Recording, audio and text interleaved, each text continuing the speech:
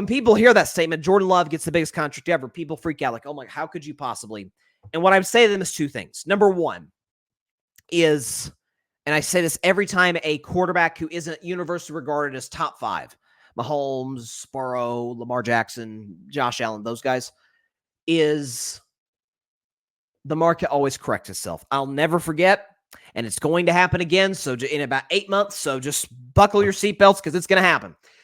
When Dak Prescott got $40 million per year, but got that big contract for the Cowboys back in 2021 and was like the second or third highest paid quarterback in NFL history. People are like, oh, how my God, oh, I don't even know what to, how could you possibly give Dak Prescott? He's now the 14th highest paid quarterback in the league. The market always corrects itself, and eventually guys who, you know, are the cream of the crop, are the best of the best in the league, are usually paid like the best of the best in the league. And so there's that in Jordan Love. In about 2-3 years, he'll go from the highest paid quarterback to like the 6th, 7th, 8th highest paid quarterback, which is around what I think the Packers believe he could be. Speaking of the Packers, the second reason they made the right decision on this is when it comes to developing quarterbacks, when it comes to a guy reaching his upside at that position with any particular organization, there's not a single franchise in football that I trust more than Green Bay. Not one. Listen, there's certain things we shouldn't question in sports. We shouldn't question Notre Dame's ability to develop offensive linemen. It feels like every other year, there's one that goes like in the top 5. I mean, you think about Zach Martin, Quentin Nelson, the kid who got drafted this year by shouldn't forget the guy's name, drafted by the Joe Alt, drafted this year early in the first round by Notre Dame. Notre Dame can develop offensive linemen. We shouldn't question the Golden State Warriors' ability to develop shooters. Steph, Clay, more recently, Brandon Pajemski, like the Warriors develop shooters. And we shouldn't question the Green Bay Packers' ability to develop quarterbacks. They're the best in the history of the league at doing it. I've said, and this is why I was very, very skeptical of Jordan Love and the Packers last year. I had them as like a 7-win team, and Love would be kind of a middle-of-the-road, bottom half starting quarterback. Is part of it was, A, if he would have been great in the first 3 years, they would have replaced Rodgers sooner. And B, is the fact that historically speaking, you rarely go from one Hall of Fame guy to another Hall of Fame guy. You never go from Hall of Fame.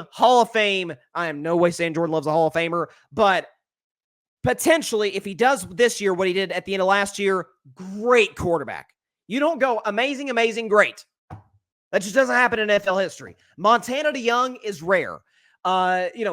Aikman let me put it this way. Romo to Dak is not as rare, but it just doesn't happen very often. Favre to Rodgers to, who knows, Love is unprecedented. We've never seen it in the history of the game. And again, when it comes to Packers' ability to develop quarterbacks, I'm done questioning them. Because if you look at Jordan Love over the course of the last 8 games of last year, we could put this up here. He was a top 5 quarterback in the league.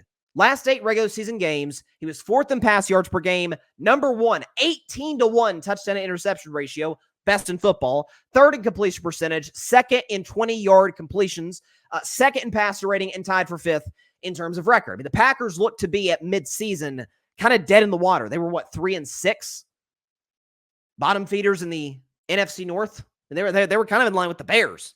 And this is before the Bears got Caleb Williams and the other pieces they've gotten this offseason. They weren't a very good football team. The defense wasn't playing well. Jordan Love was turning the football over. And all of a sudden, I think it was a game against the Chargers at Lambeau. Jordan Love led a game-winning drive. And from that point on, man, he was just firing on all cylinders.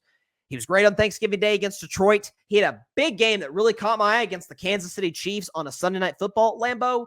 And then the signature game for Jordan Love thus far is the playoff win in Dallas, where he goes in against a defense that was allegedly good and looked like a clone of Rodgers, just in terms of arm angle, moving in the pocket, smart decision making. Like, God, how do the Packers keep finding these guys?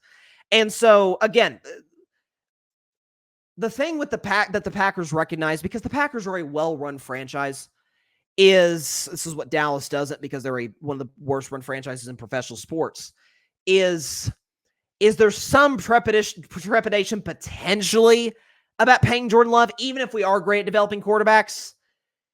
Yeah, but the price is not exactly going to come down for quarterbacks. It is, after all, the most important position in American team sports. The going value isn't going to come down. The market is going to hit a ceiling. Might as well get the deal done now. And what the heck if the Dolphins could get done with Tua, who has 0 playoff wins? We can't get it done with Love, who was arguably the best quarterback in football the second half of the season. Won a playoff game and dominated.